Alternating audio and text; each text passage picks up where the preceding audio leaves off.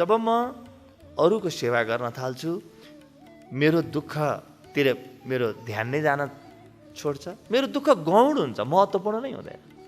र त्योभन्दा माथि उठेर सारा संसारको दुःख मेरो दुःख हुन थाल्छ। त्योभन्दा माथि उठ्छु म। पहिलो पटक नेतृत्व क्षमता जन्मिन्छ। नेतृत्व के हो? अरूलाई सुख पुर्याउने प्रयासलाई नेतृत्व विज्ञान भनिन्छ। सामूहिक सोच, सामूहिक कर्तव्य, अरूलाई सुख पुर्याउने। कसरी म अरूलाई सुख पुर्याउन सक्छु? यहाँबाट स्वाभाविक रूपमा एउटा नेतृत्व जन्मिन्छ। लोभको घेरामा बाँचिन्जेल कहिल्यै पनि नेतृत्व जन्मिँदैन। किनभने लोभले एउटा सानो घेरा बनाएको हुन्छ, जुन अङ्ग्रेजीमा कम्फोर्ट जोन भनिन्छ। लोभले, डरले एउटा सानो घेरा बनाएको हुन्छ र त्यही घेरामा म बस्न चाहन्छु, त्यसमा म परिवर्तन गर्न चाहन्न। जब म अरूको सेवा गर्न थाल्छु, त्यो मेरो पुरानो घेरा कामै लाग्दैन, पुरानो वृत्त कामै लाग्दैन। ममा पहिलो पटक गहिरो नेतृत्व जन्मिन्छ। त्यस कारणले जो आफ्नो हृदयलाई साक्षी राखेर हरेक प्रकारले अरूको सेवा गर्न थाल्छ, त्यो व्यक्तिको जीवनमा नेतृत्व जन्मिन्छ, लिडरसिप जन्मिन्छ। त्यस कारणले अहिले नेतृत्व विज्ञानको जुन एउटा संसारभरि एउटा प्रभाव चलिरहेको छ, यसलाई अङ्ग्रेजीमा सर्भेन्ट लिडरसिप भनिन्छ। 1974 एकजना व्यक्ति रोबर्ट क्यान्डलले यो अभियानको नामै सर्भेन्ट लिडरसिप राखिदिए। नेतृत्व विज्ञानलाई अहिले सर्भेन्ट लिडरसिप भनिन्छ। भनेको म दास हुँ अरूको भन्ने भाव। अहिलेसम्म नेतृत्वमा हामी के सोचिरहेका थियौँ? हामीले सोचिरहेका थियौँ कि म ठुलो हुँ, अरूले मेरो सेवा गरून्, र म सेवा गर्न गएँ भने पनि म यति ठुलो छु कि मैले सेवा गरेँ वापस सबैले मलाई धन्यवाद दिनुपर्छ भन्ने हाम्रो सोच थियो।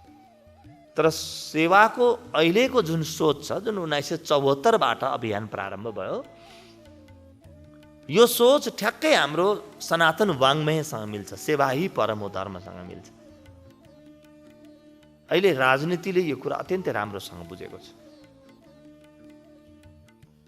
राजनीति पनि अत्यन्तै पवित्र र सेवामुखी राजनीति जहाँ जहाँ सञ्चालन गरिन्छ, त्यहाँ मान्छेले, कुनै पनि राजनेताले, नेतृत्व वर्गको व्यक्तिले म मेरा मान्छेहरूको सेवक हुँ, म तिनको दास हुँ भन्ने बुझेको छ, बुझ्न थालेको छ। एउटा नयाँ अभियान प्रारम्भ भएको छ सर्भेन्ट लिडरसिपको।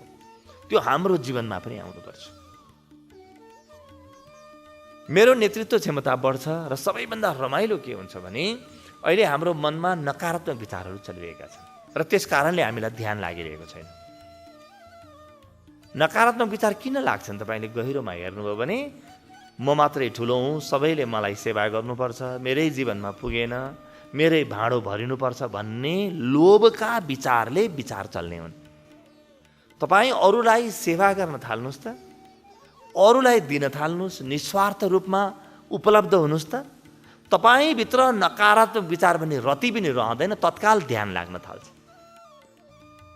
सेवा ध्यानको फास्ट ट्र्याक हो, द्रुत मार्ग हो।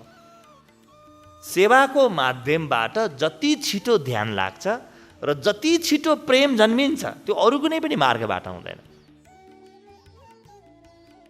सेवा गर्ने व्यक्तिभित्र नकारात्मक विचार त हुँदैन नि त, उसलाई ध्यानमा बाधा के त? ध्यानमा कुनै पनि प्रकारको बाधा अनुभव गर्दैन यो व्यक्तिले। उसको ध्यान निश्चल, निस्तरङ्ग र अत्यन्तै पवित्र, अत्यन्तै शान्त हुन थाल्छ। हामीलाई लाग्छ कि म अलि बढी धनी भएँ भने मेरो अलिकति नाम, मान, मर्यादा, इज्जत बढ्यो भने अलि ध्यान लाग्ला। त्यस्तो हुँदैन। मामला ठिक उल्टो छ। जति म अरूलाई काम लाग्ने हुन्छु, उति मेरो विचारको गोल घेरा तोडिन्छ, विचारको कम्फोर्ट जोन तोडिन्छ। विचारको गोल घेरा के हो? त्यो लोभको वृत्तिमा जन्मिएको गोल घेरा हो। त हेर्नुहोस् त, स्वास्थ्यदेखि लिएर, व्यक्तिगत क्षमतादेखि लिएर, पारिवारिक क्षमतादेखि लिएर, आफ्नो बल बुद्धिको विकास, आफ्नो विचारशीलताको विकास, हुँदै हुँदै नेतृत्व क्षमताको विकास, हुँदै आध्यात्मिक क्षमताको विकास पनि एउटा सेवामा निहित छ।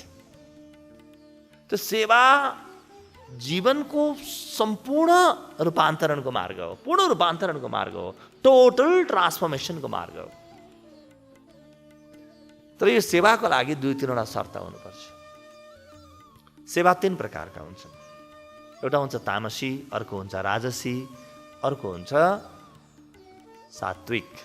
तामसी सेवा के हो? बस गरिरहेको छ, बडो उसको मनमा पीडा छ, हेत्तेरिका मैले किन गर्नै पर्यो, सेवा गरे राम्रो हुन्छ भनेका छन्, त्यस कारणले गर्नै पर्यो भन्ने भाव तपाईँको मनमा छ। सेवालाई बोझको रूपमा लिनुभएको छ भने तामसी सेवा हो। तामसी सेवा निकृष्ट सेवा हो। अर्को हुन्छ राजसी सेवा। राजसी सेवा भनेको के हो?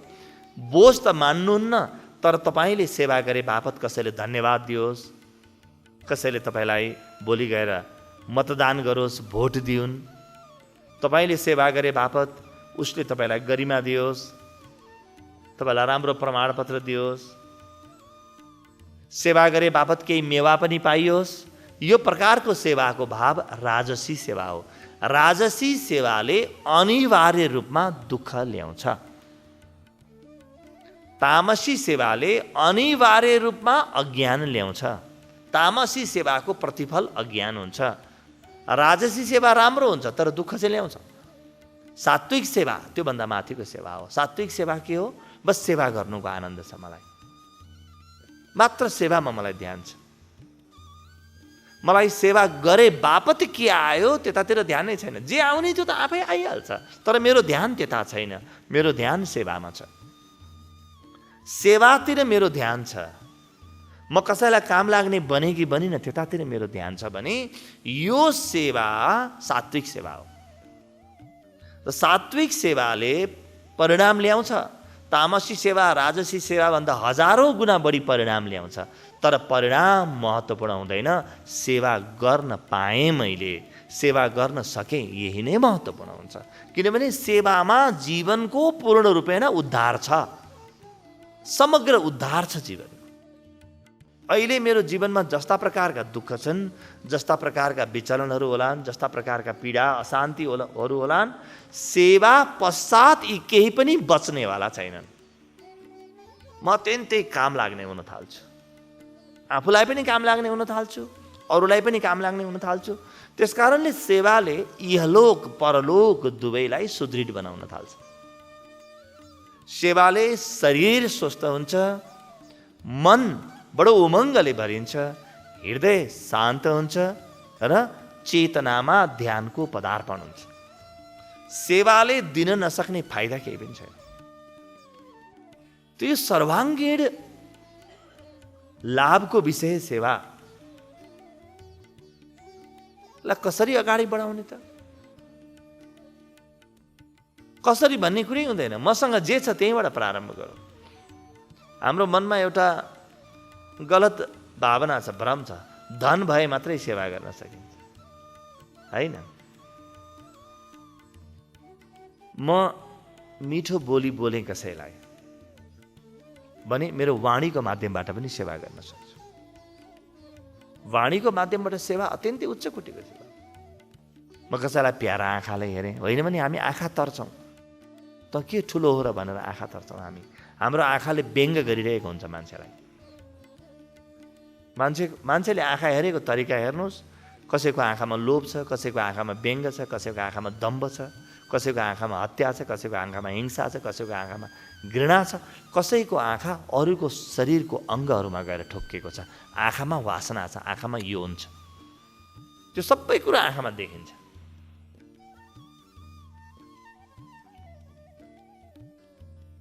आँखा, मेरो आँखाले अरूको गरिमालाई उठाउन पनि सक्छ। म यसरी आँखा हेर्न सक्छु कि मेरो आँखाले त्यो व्यक्तिभित्र एउटा प्रेमको भाव जागोस्, सम्मानको भाव जागोस्, म गर्न सक्छु भन्ने भाव जागोस् व्यक्तिभित्र। हेर्नु त आँखाले कति सेवा गर्न सक्छौँ हामी। त वाणीले, बोलीले म सेवा गर्न सक्छु। मेरो बोलीले अरूको हित गर्छ कि अहित गर्छ?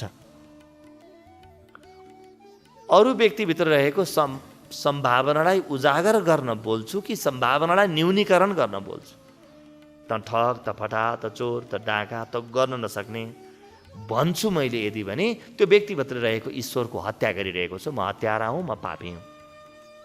तर म यो बोली अलि सम्भावनाको बोली बोलिरहेको छु, गर्न सक्छौ तिमी भन्ने प्रकारको भाव छ मेरो बोलीमा भने ऊ भित्र रहेको ईश्वरलाई मैले पूजा गरिरहेको छु। यो ईश्वरको पूजा हुन्छ। यो त बोलीका आयामहरू हेर्नुहोस्, वाणीका आयाम हेर्नुहोस्, कहाँबाट कहाँ पुग्छ यो वाणी। मसँग समय छ, अर्को के छ? मसँग समय छ, मसँग बुद्धि छ, बुद्धिमा 24 घण्टा लगाएर अरूको सेवा गर्न सक्छु। मसँग समय छ, मैले भनौँ कि दिनको 1 घण्टा म अब अरूको सेवामा बिताउँछु, वा साताको 4 घण्टा म सेवाको बाटो खोज्छु। मलाई जे आउँछ त्यही काम अरूलाई सिकाउँछु, त्यही काम अरूलाई गर्छु। भएन भने वृद्ध वृद्धाको सेवा गर्छु, रोगीको सेवा गर्छु, अस्पताल जान्छु, असहायको सेवा गर्छु। मसँग धन हुनसक्छ, म धनको माध्यमबाट सेवा गर्छु। मसँग जे छ त्यसैको माध्यमबाट। र हामीसँग कति छ हामीलाई थाहै छैन। अथाह सम्पत्ति छ हामीसँग। सम्पत्ति नै सम्पत्तिको भरमार छ हामीसित। के हामीसँग आँखा छैनन्? के हामीसँग बुद्धि छैन? के हामीसँग वाणीको क्षमता छैन? जीवनभर बोलिरहेका छौँ। हेर्नु त, यही वाणी मनुष्यलाई ईश्वर बनाउन प्रयोग पनि हुन सक्थ्यो। यही वाणी मनुष्यलाई राक्षसको तलमा झार्न पनि प्रयोग हुन्छ। गरिरहेका छौँ हामीले। कि सेवा गर्ने कुराको कमी छ हामीसित? सेवकको लागि त अवसरै अवसर छ, सम्भावनै सम्भावना छन्। र हेर्नुहोस् त, समाजमा कति दुखी छन्, कति पीडित छन्। यो मेरो सेवाको अवसर होइन? कति मित्रहरू सुनाउनुहुन्छ कि गुरु, जो मान्छेसँग कुरा गरे पनि त्यसले मलाई ठग्छ। मैले भन्छु, तपाईँले अरूलाई ठग किन देख्नुहुन्छ? किन देख्नुहुन्छ भने तपाईँभित्र लोभ छ। लोभ नभए अरूलाई ठग देखिँदैन। तपाईँ सेवाको दृष्टिकोणले हेर्नुहोस् त, यो व्यक्तिलाई मैले राम्रो कुरो सिकाउन सकेन छु, यो व्यक्तिलाई मैले ध्यान सिकाउन सकेन छु, त्यस कारणले ठगिरहेको छ। यो व्यक्तिले आफ्नो जीवनको गरिमालाई अनुभव गर्न सकेको रहेछ, त्यस कारणले ठगिरहेको छ। अबदेखि म यो व्यक्तिलाई सेवा गर्छु, म यो व्यक्तिलाई ध्यान सिकाउँछु, म यो व्यक्तिलाई अध्यात्म सिकाउँछु, म यो व्यक्तिलाई प्रेम दिन्छु भन्नुहोस् त, आज तपाईँको दुःखको कारण भोलि त्यही व्यक्ति, त्यही कारण तपाईँलाई सुख दिने हुन थाल्छ। लोभ भइन्जेल दुःख पाइने हो। लोभ सिद्धिएपछि के को दुःख? त्यही व्यक्ति तपाईँलाई बडो आनन्द दिन थाल्छ। जो व्यक्तिले आज तपाईँलाई गाली गरिरहेको छ र तपाईँलाई रिस उठ्छ, तपाईँभित्र सेवा भाव छ भने भोलि कसैले तपाईँलाई गाली गर्यो भने ओहो बिचारा हेर मलाई गाली गर्ने अवस्थामा पुगेछ भनेर दया लाग्छ तपाईँलाई। तपाईँ दुखी हुनुहुन्न। म दुखी किन हुन्छु? मेरो आफ्नो कमजोरीको कारणले दुखी हुने हो। त्यही कारण म अलग फरक प्रकारले हेर्न थाल्छु। आज म देख्छु जताततै समाजमा भ्रष्टाचार बढेको छ, अनैतिकता बढेको छ, चोरी बढेको छ। म यसप्रति गुनासोले भरिन थाल्छु। जीवनभर बडो दुःख अनुभव गर्छु। जो पनि भ्रष्टाचारी हो कि जस्तो लाग्छ, जो पनि चोर हो कि जस्तो लाग्छ, जो पनि पाखण्डी हो जस्तो लाग्छ, जो पनि ढोङ्गी हो जस्तो लाग्छ। तर म सेवा गर्न थालेँ भने ओहो मनुष्य भएर चोर्ने हालतमा पुगेछ, हेर यो। मैले अलिकति ध्यान सिकाउन पाए त चोर्न छोड्थ्यो होला नि भन्ने आइहाल्छ नि हृदयमा। आफ्नो कमजोरी देख्न थालिन्छ। आफ्नो कमजोरी फेरि के भने आफूलाई दुर्बल बनाउने कमजोरी होइन। ओहो यति पर जानु छ है, यत्रो काम मैले गर्नु छ भनेर सम्भावना देख्न थालिन्छ। कहाँ भ्रष्टाचार बाँकी रहन्छ? त्यसपछि सेवा गर्ने समाज जन्मियो भने भ्रष्टाचार कहाँ रहन्छ? कहाँ बलात्कार, कहाँ अन्याय, कहाँ अत्याचार, कहाँ चोरी, कहाँ डकैती, कहाँ पाखण्ड, कहाँ रहन्छ? यो अनिवार्य रूपमा कहीँ पनि मैले झन्झट देख्छु भने म भित्र झन्झट छ भन्ने मैले बुझे हुन्छ। र सेवाले यी सबै समस्याको समाधान गर्छ। त्यस कारणले कस्तो सेवा गर्ने? जे आवश्यक छ समाजलाई त्यही सेवा गर्ने, र मैले जे दिन सक्छु त्यही सेवा गर्ने। मान्छे रोगी छन्, औषधि बनेर जानुहोस्। मान्छे निरक्षर छन्, शिक्षा बनेर जानुहोस्।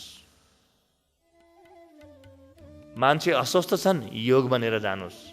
मान्छे दुखी छन्, ध्यान भनेर जानुस्। तपाईँ के बन्ने हो? तपाईँको नयाँ अवतार जन्मिनुपर्छ। अब मान्छे दुखी छन्, ध्यान भनेर जानुस्। मान्छेको हृदयमा माया छैन त तपाईँ प्रेमको मूर्ति भनेर जानुस्। आफ्नो लागि बाटो रोज्नुहोस्। अब आफ्नो लागि बाटो रोज्ने हो। यदि मलाई लाग्छ कि भ्रष्टाचार बनेको छ, भ्रष्टाचार बढेको छ, त जीवनमा सदाचारिता बनेर जानुस्।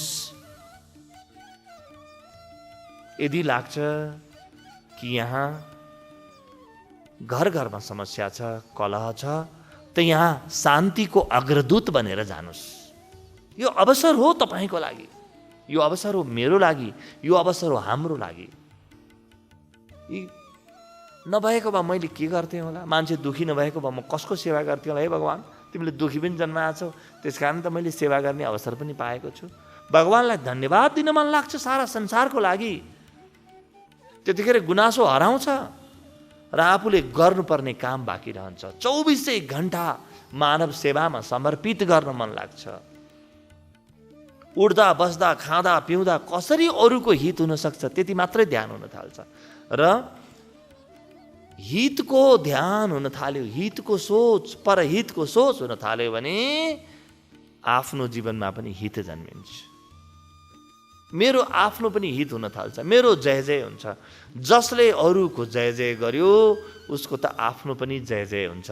जसले आफ्नो जय जय गर्ने प्रयास मात्रै गर्न थाल्यो उसले अरूको जय जय पनि लुट्न थाल्छ। परहितबाट अन्ततः गत्वा आत्महित पनि भइछाड्छ।